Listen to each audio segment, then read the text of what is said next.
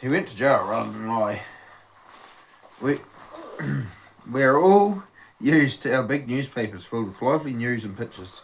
In New York in 1730, they were smaller. Let us tear out one page of a large-sized newspaper. Now let us fold it into quarters. That's one page of a big paper today. Is all people got in a newspaper in those days. And they got it once a week and not every day. John Peter Zenger put out a little newspaper like that in New York. He called it the New York Weekly Journal.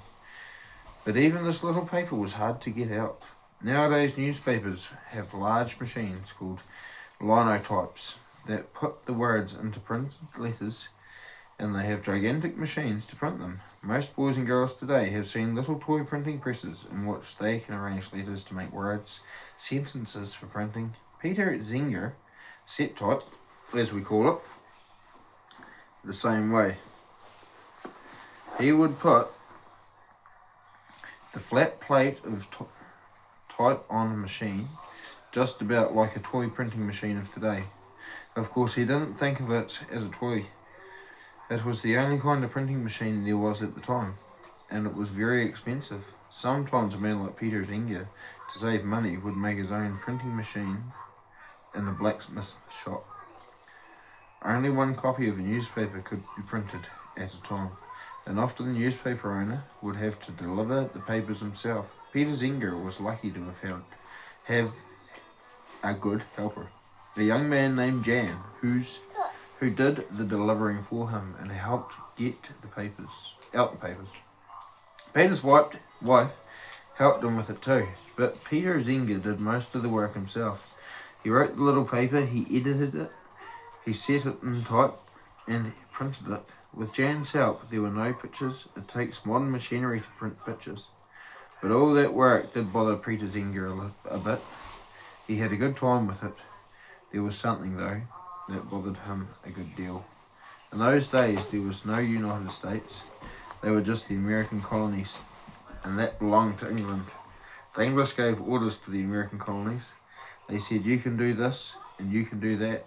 They tried to boss the little newspapers in the colonies. All they wanted them to print was tiresome news about when ships sailed and things like that. Some poor little ads and a lot of letters that no one wanted to read.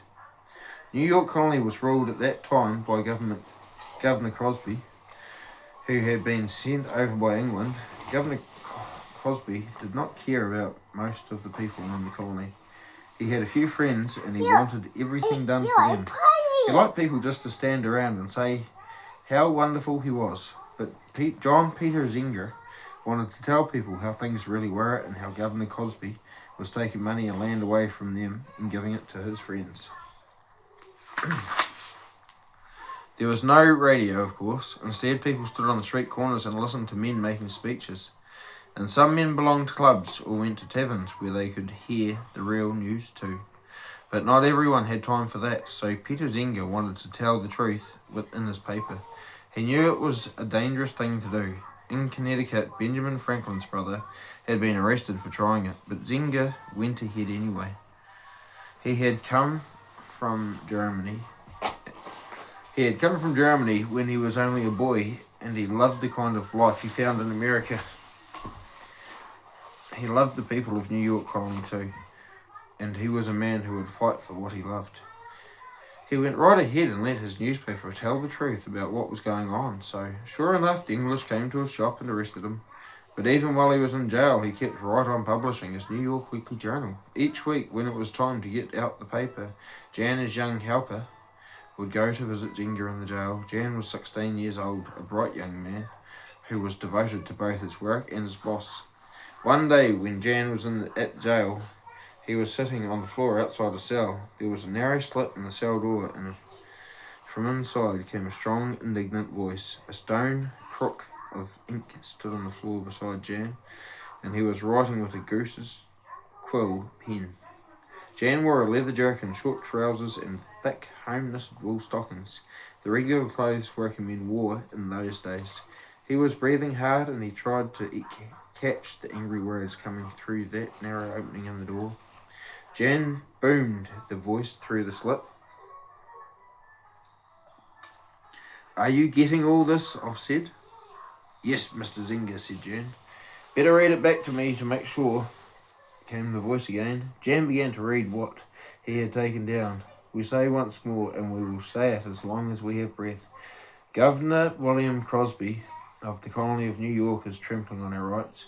He gives our money to his friends. He throws honest judges out of our courts. If they do not obey his smallest wish, we ask that England send us a governor who will work with the citizens of our colony and not against us. Enough, Zenger, called out from the cell. You have it exactly right, and for honest words like these, the British overlords have kept me in the jail for nearly a year. Will they keep me here all my life? The people are for you, said Jan. Every day they grow angrier. They want to fight for you. Listen to me, Jan. Whatever happens, tell the people I want no disorder. The people will win, I'm sure of it. No matter what happens to me, I thank you, Jan, for your help. And now take what I have dictated to my wife, and she will print the paper. Jan hurried away, clutching the paper and the crook of ink. Outside on the street, friends came to meet him and to guard him from the governor's men who might try to stop him. A small crowd gathered to hear if there were news. No, the young man said, nothing new. Now a stranger came up to him, dignified gentleman from out of town. What is this? He asked. What's wrong? Jan's friends all began to speak at once, but the man clapped his hands over his ears to shut out the babble of voices. So they kept quiet and let Jan do the talking. Sir, said Jan, they have put Mr. Zenger in jail for telling the truth in his newspaper. They will charge him with libel. The workman from the edge of the crowd now spoke up. What is this libel anyway? One of the older men spoke then. Libel is what they call it when someone publishes something that can hurt a person's reputation.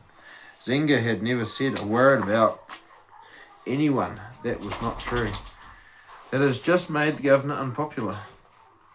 But, asked the workman, if it's true, why can't he say it? In England, says the older man, if someone publishes anything against a man, true or not, it's libel, and libel is a crime. England wants to hold us down the same way. It's not fair, cried the crowd. Tomorrow Mr. Zenger is to be brought into court to be tried, and we will see that the right will win.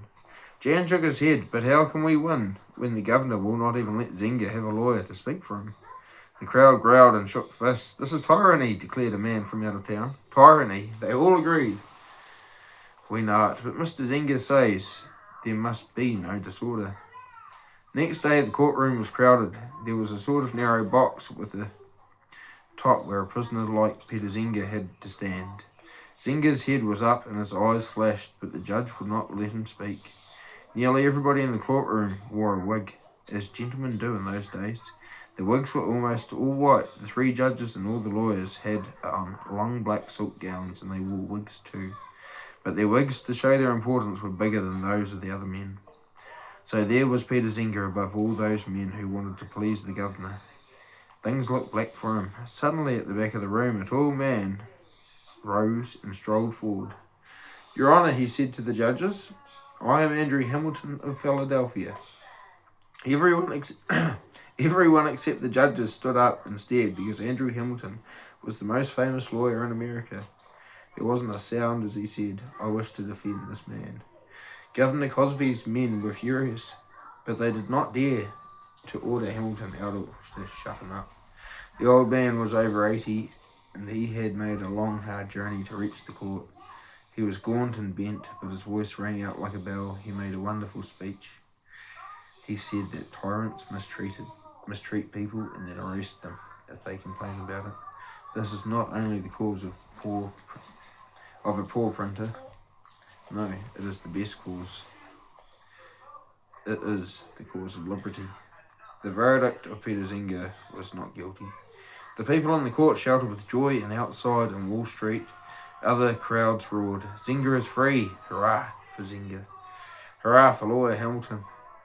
And they carried Andrew Hamilton and Peter Zenger on their shoulders through the city. It was a great victory, the first one in America, for the right to speak out and tell the truth in a newspaper, and that the people of the colonies could read what was wrong with the British government before, because Zenger's victory gave other men the courage to speak and to write the truth too.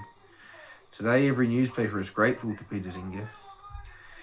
There were many who came after him who also fought for the right to speak out, but it was he who started the fight and who won it.